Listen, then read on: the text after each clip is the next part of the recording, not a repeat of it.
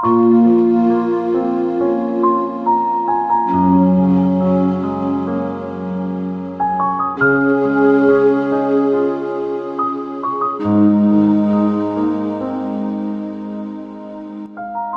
awal film kita akan diperlihatkan dengan seorang wanita cantik yang bernama Ansin yang sedang menaiki motor sambil bernyanyi-nyanyi santai di jalan.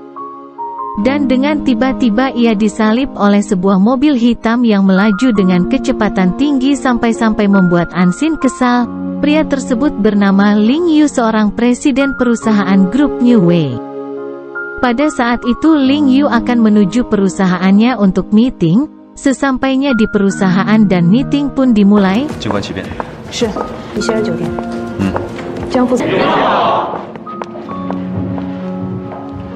Ling Yu memecat salah satu karyawannya hanya karena karyawan tersebut kurang teliti. Anshin pun tiba untuk mengantar kiriman bunga ke perusahaan New Way, yang ternyata bunga tersebut untuk Ling Yu. Saat Anshin berada di lift, tanpa disengaja ia bertemu dengan Ling Yu. Tetapi mereka berdua bersikap biasa saja. Pada saat itu Ling Yu melihat insiden Leavi yang terjatuh pada monitor yang ada di dalam lift. Ia pun membayangkan jika insiden itu terjadi pada dirinya. Setelah mereka keluar dari lift, Anshin pun kembali ke tempat di mana ia bekerja, sedangkan Ling Yu menuju ke makam ibunya. Dalam perjalanan menuju pemakaman, Ling Yu menyadari bahwa ada mobil yang sedang mengikutinya, dan dua penguntit yang ada di mobil tersebut merupakan orang suruhan Ling Feng, kakak pertama dari Ling Yu. Dua penguntit itu melaporkan kepada Ling Feng bahwa mereka kehilangan Ling Yu. Di perjalanan rem mobil Ling Yu tiba-tiba tidak berfungsi dan dia pun terjatuh ke laut.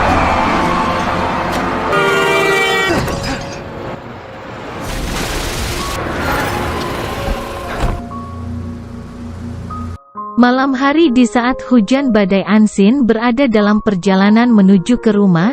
Di perjalanan itu Anshin terkejut, karena ada pria dengan keadaan sangat memprihatinkan yang berada di tengah jalan. Karena rasa terkejut itu yang akhirnya membuat Anshin tidak sengaja menabrak pria tersebut. Pria itu adalah Ling Yu. Anshin menolong Ling Yu dengan membawanya ke rumah sakit. Ternyata dua penguntit yang mengikuti Ling Yu saat Ling Yu ingin pergi ke makam ibunya masih saja terus mencari Ling Yu sampai ke rumah sakit tempat Ling Yu berada. Tidak berselang lama akhirnya berita tentang hilangnya Ling Yu pun tersebar. Saat Ling Yu siuman, dia meminjam ponsel milik Anshin dan berniat melaporkan Anshin ke polisi. Anshin pun langsung terkejut. Ditambah lagi Ling Yu yang ternyata amnesia dan tidak mengenali dirinya sendiri. Untuk menghemat biaya medis, Anshin memutuskan untuk tidak membiarkan Ling Yu dirawat inap. Ling Yu pun menuntut 300.000 yuan kepada Anshin sebagai kompensasi. Namun di saat yang bersamaan Anshin juga harus membayar uang sewa rumahnya. Sehingga Anshin pun menawarkan kepada Ling Yu untuk merawatnya sampai hutangnya itu lunas, karena rekening Anshin hanya tersisa 888 yuan dan tidak cukup untuk membayar hutang sebanyak itu. Pada akhirnya Ling Yu pun menyetujui tawaran dari Anshin, tetapi dengan perjanjian yang tertulis di surat hutang, dan mereka pun pulang ke rumah Anshin. Di perjalanan pulang, Anshin memanggil Ling Yu dengan panggilan Sioba karena Ling Yu tidak mengingat siapa dirinya.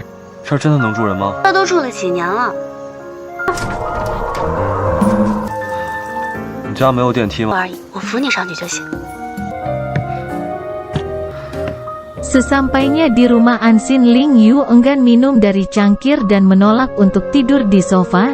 Anshin pun mengajak Ling Yu untuk melihat kamarnya.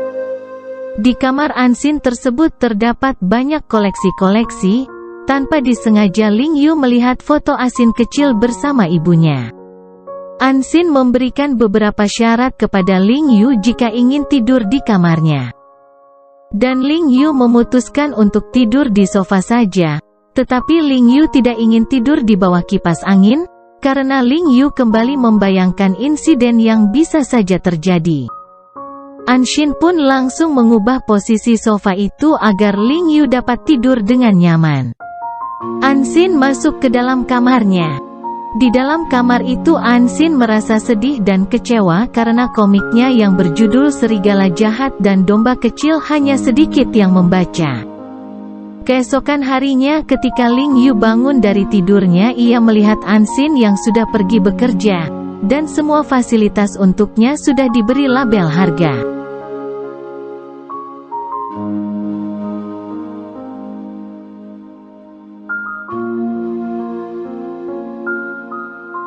Saat Anshin pulang bekerja, dia terkejut karena petugas pemadam kebakaran berlarian menuju ke rumahnya.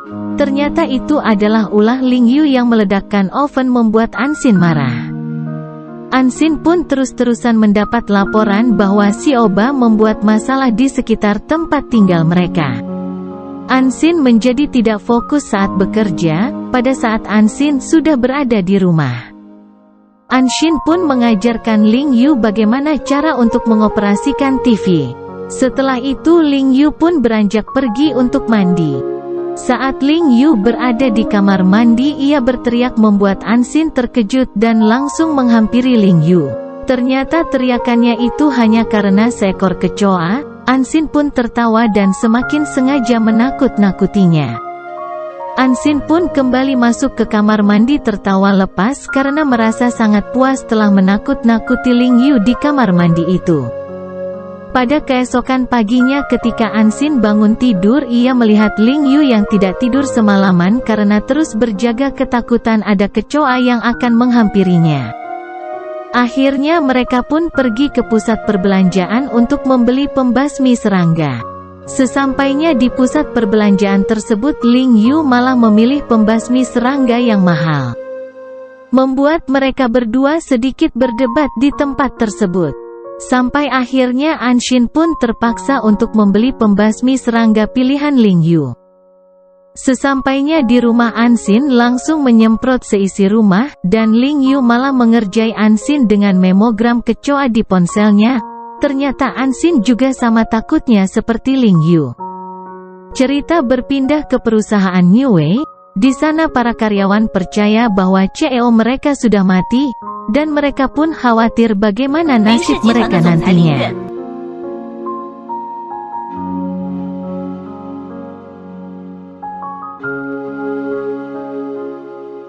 Pada saat Anshin pulang bekerja dan hampir sampai ke rumahnya, ia melihat ada sebuah poster yang ditempel untuk seekor anjing yang hilang.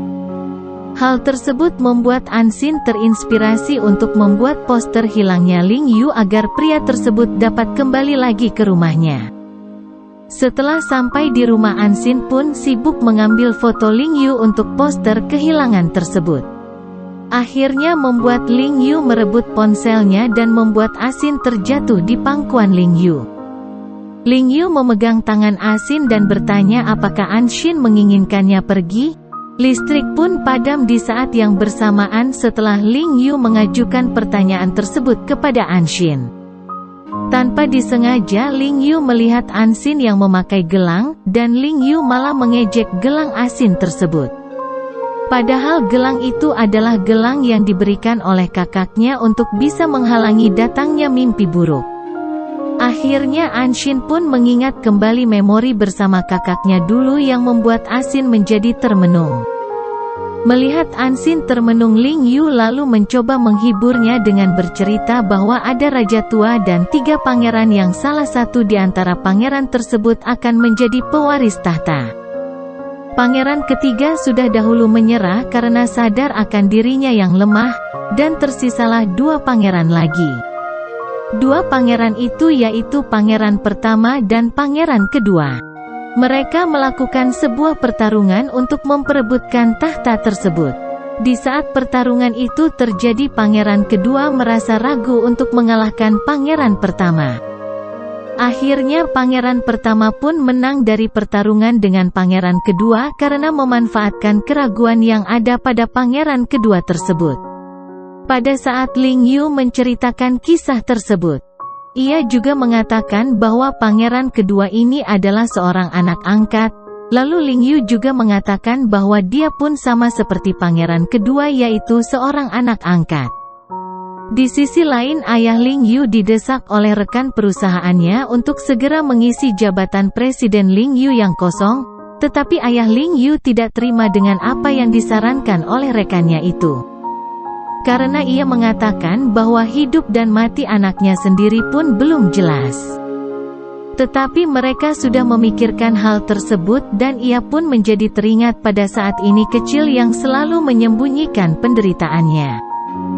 Pada keesokannya di pagi hari, Ansin merasa kesal karena Ling Yu menghilangkan sikat giginya.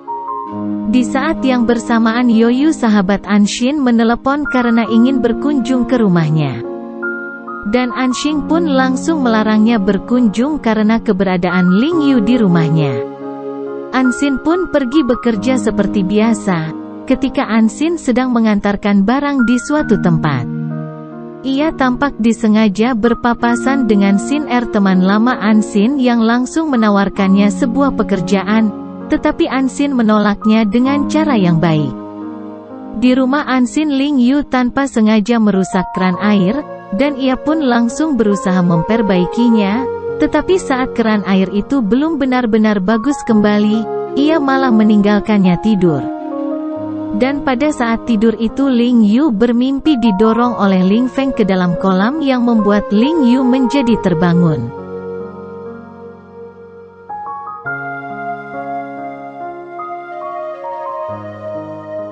Sesampainya Ansin di rumah, ia sangat murka melihat rumahnya banjir. Tetapi di sisi lain Ling Yu sangat ketakutan karena mengingat kejadian yang ada di mimpinya tersebut. Di saat Anshin melihat kondisi Ling Yu seperti itu, akhirnya Ansin langsung mengambil headset dan memasangkannya ke Ling Yu, untuk membuatnya lebih merasa tenang. Ansin pun beranjak untuk mematikan keran air dan menghitung total kerusakannya.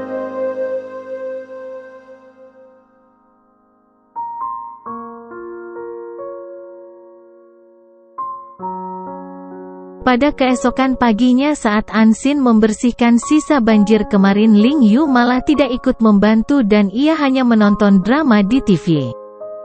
Pada saat itu tiba-tiba Ling Yu ingin mencoba mengenakan jaket ke Ansin seperti drama yang sedang ia tonton dan membuat Ansin merasa bingung. Ling Yu merasa kagum melihat Ansin karena Ansin adalah perempuan yang sangat mandiri dan kuat. Setelah itu Ling Yu dan Anshin pun pergi ke rumah sakit untuk memeriksakan kakinya. Ia terus memperhatikan Asin yang sedang mengobrol dengan dokter. Ketika pulang, tangan Asin tergores bola basket dan Ling Yu langsung mengobati luka tersebut.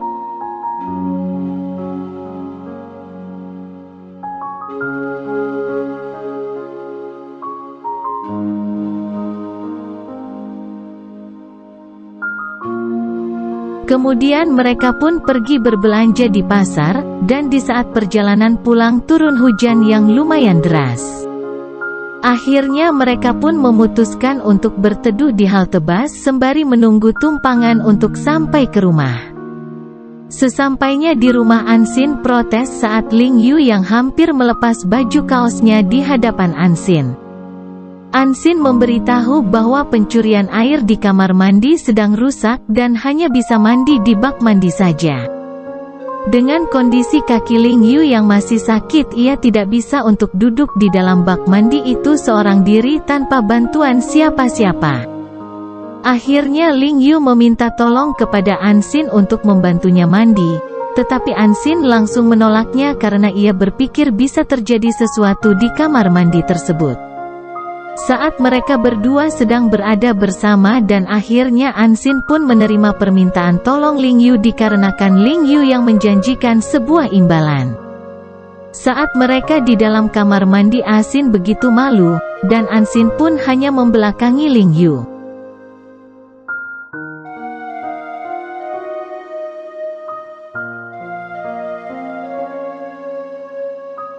Ketika Ling Yu selesai mandi, Ling Yu ingin beranjak dari bak tersebut dengan berpegangan pada pundak Ansin, tetapi malah membuat Anxin terjatuh dan masuk ke dalam bak mandi tersebut bersama Ling Yu. Setelah Ling Yu selesai mandi, mereka pun duduk di ruang TV. Karena kejadian di kamar mandi itu membuat Anxin dan Ling Yu menjadi canggung. Anxin mengatakan tubuh Ling Yu hanya seperti tongkat kering. Kemudian Anxin pun masuk ke dalam kamar meninggalkan Ling Yu sendirian. Di kamar, Anxin pun mengingat kembali kejadian di kamar mandi pada saat ia terjatuh di bak mandi bersama Ling Yu. Akhirnya Anxin dapat merangkai sebuah komik baru yang romantis. Tidak berselang lama, Ling Yu mengetuk pintu kamar Anxin untuk meminjam laptopnya. Ia mengirim kode kepada seseorang. Pada saat menatap layar laptop, Ling Yu melihat Anxin yang sedang menggambar sebuah komik, dan gambar itu adalah gambar tubuh Ling Yu. Sontak saja Ling Yu langsung menggoda Anxin sampai menjadi sangat malu. Keesokannya Anxin menerima gaji dan pada saat itu juga ia langsung teringat permintaan Ling Yu yang meminta kursi roda. Anxin pun langsung memesannya. Tidak berselang lama dari itu, Duming yang merupakan manajer di tempat Anxin bekerja baru saja kembali dan mengajak Anxin bersama rekan kerja yang lain untuk makan bersama. Setelah selesai makan-makan, Duming menawarkan mengantar Anxin pulang ke rumah. Sesampainya mereka di halaman rumah Anxin, Ling Yu tanpa sengaja melihat mereka berdua dari jendela. Duming menyatakan perasaan ke Anxin dengan memberi sebuah rangkaian bunga, tetapi Anxin mengatakan sudah memiliki pacar yang sedang berada di luar negeri. Di dalam rumah, Ling Yu segera menyembunyikan vas bunga agar Anxin tidak bisa menyimpan bunga pemberian dari Duming tersebut. Keesokan harinya, kursi roda impor dari Jerman yang dipesan Anxin sudah tiba. Dan Anxin pun meminta Ling Yu untuk mencobanya dengan membawa Ling Yu berkeliling rumah lalu memintanya mencoba sendiri. Saat Ling Yu sedang mencoba kursi roda baru itu, Anxin ingin membuang kotak bekas kursi roda. Dan Ling Yu pun meminta Anxin untuk membuang juga bunga pemberian dari manajernya itu dengan alasan agar tidak ada lalat yang datang. Ling Yu mengatakan bahwa ia punya 2 tiket bioskop dari hadiah undian dan ia pun mengajak Anxin pergi menonton bersama. Keesokan harinya Anxin terpaksa bekerja lembur. Di sisi lain, Ling Yu pun sudah menunggu Anxin di bioskop. Tetapi Anxin sudah telah 2 jam dari janji yang sudah mereka buat di awal. Anxin pun langsung bergegas pergi mencari Ling Yu di rumah. Ternyata Ling Yu tidak ada di rumah. Akhirnya Anxin pun menyusul Ling Yu ke bioskop. Sesampainya di sana, ia mencari Ling Yu yang ternyata masih duduk menunggu di bioskop. Anxin pun merasa bersalah dan langsung membeli tiket baru untuk nonton filmnya. Di dalam bioskop, ketika mereka sedang menonton, Ling Yu merasa memperhatikan Anxin yang tertawa lepas saat menonton film tersebut.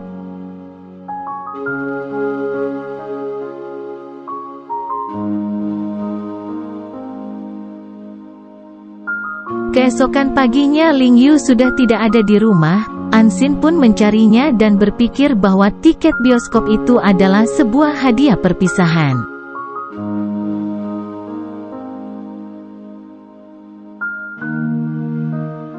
Ternyata Ling Yu menemui Dr. Xiao Yisan untuk mengambil hasil tes. Mengetahui bahwa ayahnya akan memberi 50% saham ke Jinwan dan kini akan dialihkan ke putrinya yaitu Anxin. Ling Yu curiga jika Anxin adalah anak gelap ayahnya. Ternyata apa yang terjadi selama ia kecelakaan dan tinggal bersama dengan Anxin, semua itu merupakan upaya ia karena selama ini Ling Yu mencari keberadaan putri dari Jinwan yaitu Anxin. Hilangnya sikat gigi Anxin merupakan ulah Ling Yu untuk melakukan tes DNA, dan ternyata hasilnya pun negatif. Akhirnya Ling Yu menghubungi Aili yang merupakan sekretaris terpercaya Ling Yu, untuk memastikan Ling Feng tidak akan bisa menemukan Anxin. Pada saat Ling Yu selesai bertemu dengan Dr. Xiao Yisan, ia melihat Anxin lalu Ling Yu pun mengikuti Anxin yang ternyata sedang mencari dirinya hingga ke taman hiburan. Di taman hiburan, Ling Yu melihat Anxin yang hampir tertabrak skuter. Untuk melindungi Anxin dari skuter itu, ia pun langsung menarik Anxin sampai jatuh ke pangkuannya. Anxin marah karena tidak mengabari dirinya, padahal Ling Yu tidak punya ponsel untuk bisa mengabarinya. Akhirnya mereka pun kembali ke rumah. Sesampainya di rumah, Anxin terus teringat saat ia terjatuh di pangkuan Ling Yu. Saat Anxin mengambil minum soda di kulkas, Ling Yu pun ikut bergabung dan menyentuh wajah Anxin. Anxin pun kembali terinspirasi untuk komiknya atas apa yang baru saja terjadi pada dirinya. Pada saat Anxin sedang menggambar untuk komiknya, tiba-tiba listrik padam dan membuat gambarnya seketika hilang semua, sehingga membuatnya merasa sangat kesal. Di sisi lain, Ling Sheng mengantar Xin Er pulang ke rumah. Sesampainya di rumah, ia memberikan bingkisan yang berisi koleksi kartu mainannya. Ibu Xin Er pun keluar rumah dan menyapa Ling Sheng. Ia mengatakan kepada putrinya bahwa Ling Sheng adalah calon pasangan yang tepat, padahal Xin Er menyukai Ling Yu. Tetapi ibunya tetap mencoba membuat ia paham manakah yang sebenarnya dapat dijadikan pasangan yang terbaik.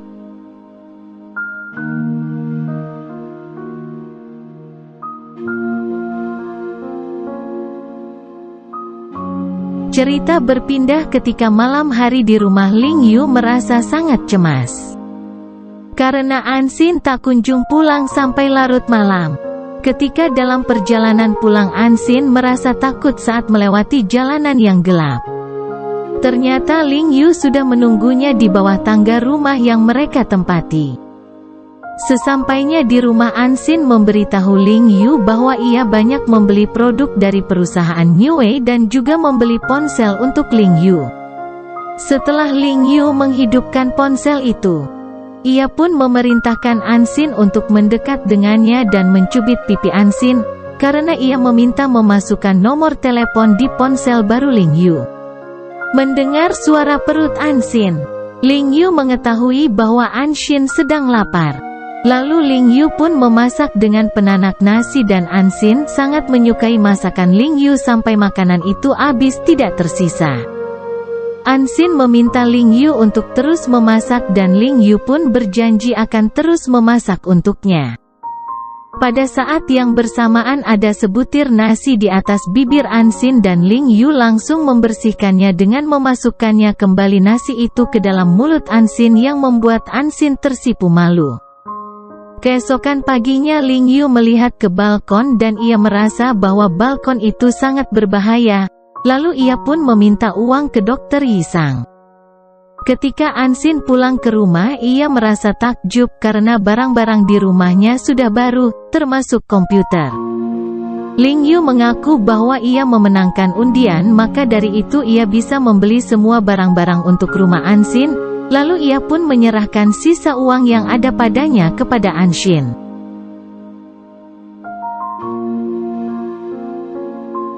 Di kantor, Anxin menjadi bahan omongan karena didekati oleh Duming, padahal rekan-rekan kerjaan Anxin mengetahui bahwa Anxin sudah mempunyai pacar. Mereka pun berinisiatif ingin berkunjung ke rumah Anxin, dan Anxin dengan terpaksa mengizinkan saat dalam perjalanan Anxin langsung mengirim pesan kepada Ling Yu untuk bersembunyi. Karena rekan kerjaan Anxin akan berkunjung ke rumah. Sesampainya mereka di rumah, Ling Yu malah mengadakan jamuan mewah. Ling Yu mengaku hidup bersama dengan Anxin dan baru kembali dari luar negeri. Lalu memberi hadiah mahal untuk mereka semua. Setelah mereka pulang, Anxin terkejut karena Ling Yu menghabiskan uang undiannya demi membuat acara seperti itu.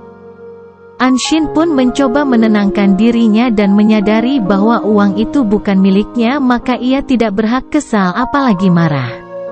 Anxin sedang duduk di sofa bersama Ling Yu, dan Ling Yu menanyakan apakah Anxin marah kepadanya. Karena gerak-gerik Anxin ini yang menunjukkan bahwa ia kesal kepada Ling Yu, sebab sudah menghabiskan uang itu.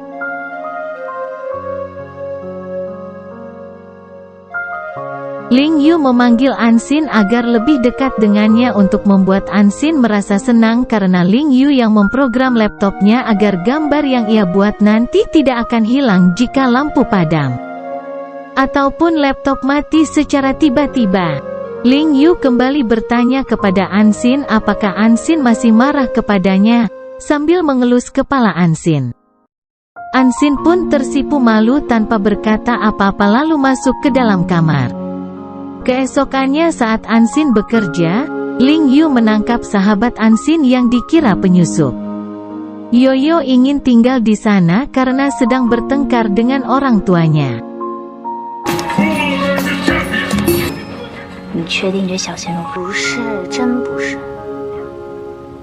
那他有没有来话长？不是我，嗨，我也说来话长。 Yoyo pun salah paham ketika Anxin diminta mandi bersama oleh Ling Yu. Sampai-sampai Yoyo mendobrak pintu kamar mandi karena mengira mereka memang benar-benar mandi bersama, yang padahal Anxin hanya membantu Ling Yu. Setelah Anxin siap membantu Ling Yu, Anxin dan Yoyo pun masuk ke dalam kamar. Yoyo meminta tolong kepada Anxin untuk meminjamkan Ling Yu sebagai pacar bohongannya, agar tidak dipaksa menikah oleh orang tua Yoyo. Saat makan bersama Anxin menanyakan kepada Ling Yu, apakah Ling Yu mau membantu Yoyo menjadi pacar pura-pura Yoyo dalam sehari untuk bertemu dengan orang tua Yoyo. Ling Yu pun menyetujui asalkan Anxin ikut bersama mereka. Pada saat mereka sedang makan bersama orang tua Yoyo, ayahnya menyindir Ling Yu karena menggunakan kursi roda di usia yang masih muda. Ling Yu pun langsung mengaku bahwa ia sedang merintis perusahaan IT. Setelah dari jamuan makan itu mereka pun pergi untuk duduk santai sembari makan dan meminum soda. Tetapi Anxin terlalu banyak minum dan menjadi tidak sadarkan diri Ling Yu mendekati Anxin dan memeluknya. Sesampainya di rumah Anxin mengigau bahwa Ling Yu adalah miliknya. 你的床，这是我的床。他也是。